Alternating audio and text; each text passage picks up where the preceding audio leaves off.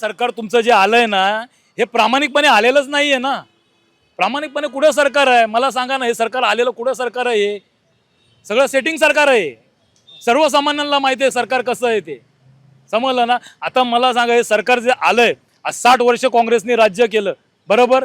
तेव्हा यांचे भाव नव्हते. वर्ल्ड 15 वर्षामध्ये यांचे गगनाच्या वरती भाव भिडले. आज सगळ्या गोष्टीचे भाव वाढवलेले आहेत ना. म्हणजे तुम्ही केलं काय मला सांगा. बाहेरचे उद्योग तुम्ही ज्यावेळी सांगता का आम्ही बाहेरचे उद्योग इकडे आणतो, इकडे किती उद्योग तुम्ही मला सांगा आणलेत आणि किती लोकांना नोकऱ्या दिल्यात, किती लोकांना रोजगार दिलात?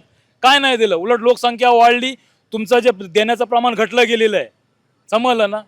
आज महागाई मला सांगा वस्तू त्याच आहे, तुमच्याकडे प्रोग्रेस झालेला आहे. तुम्ही सगळ्या गोष्टी तुम्ही सांगता आम्ही आज सगळीकडे प्रगती केलेली आहे. मग प्रगती करून एवढी महागाई होते का? उलट ती गोष्ट कमी झाली पाहिजे ना. आज मला सांगा 80% शेतीप्रधान देश आहे, तेव्हा माणूस फक्त नांगरावरती शेती करत होता. आज 12 महिने शेती करतोय ना.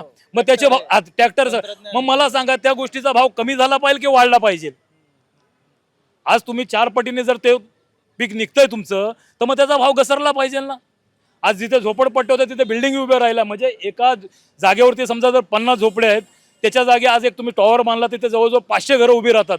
मग त्या घराचा भाव कमी झाला पाहिजे की वाढला पाहिजे? बरोबर आहे ना. मग ह्या लोकांनी केलं काय?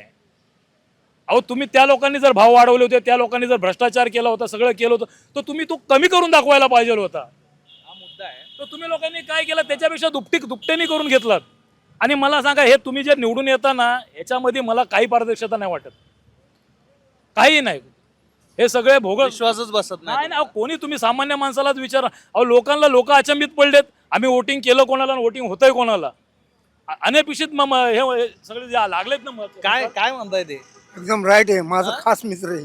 आज मित्र आहे. बरं, मग ते म्हणणं तुम्हाला पटत? अरे 101% आहे. एकदम माझा खास दोस्त आहे. आता ते म्हणतायत की निवडणुकीवर विश्वास बसत नाहीये. नाही, खरी जे बात निवडून आले त्यांच्यावर विश्वास बसत नाही. कसे निवडून आले काय वाटतं? नाही नाही खरी बात बोलले.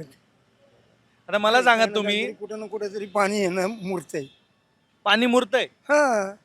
काय काय तुम्हाला काय काय शंका काय तुम्हाला? अहो शंका म्हणजे जी आहे ना, आता सगळ्यांनाच माहिती आहे ना की बोला आता की ह्या वेळेस जी आहे ना, ह्या वेळेस जी निवडणूक झाली, कुठं गाजावाजाच झाला नव्हता ना. गाजावाजा कसा व्हायला पाहिजे नव्हता, झालाच नाही ना. निवडून आल्यावर हा. पहिली गोष्ट काय माहिती आहे तुम्हाला सांगतो ऐका. आज सगळ्यांना माहिती आहे जे मतदार जो आहे बरोबर, हे आता समजा तुम्ही जे मतदार जे याद्या आहेत ना, ह्या पहिला तुम्ही क्लिअर करायला पाहिजे होत्या. प्रत्येकाच्या डोर टू जाऊन बाबा एका घरात तुम्ही राहुल गांधींनी जो मुद्दा सांगितला तो परफेक्ट म्हणताय. मुद्दा होता. राहुल गांधींनी म्हणजे तो खरोखर परफेक्ट मुद्दा आहे. तुम्ही डोर टू डोर फिरा बाबा, त्या घरामध्ये किती मतदार आहेत,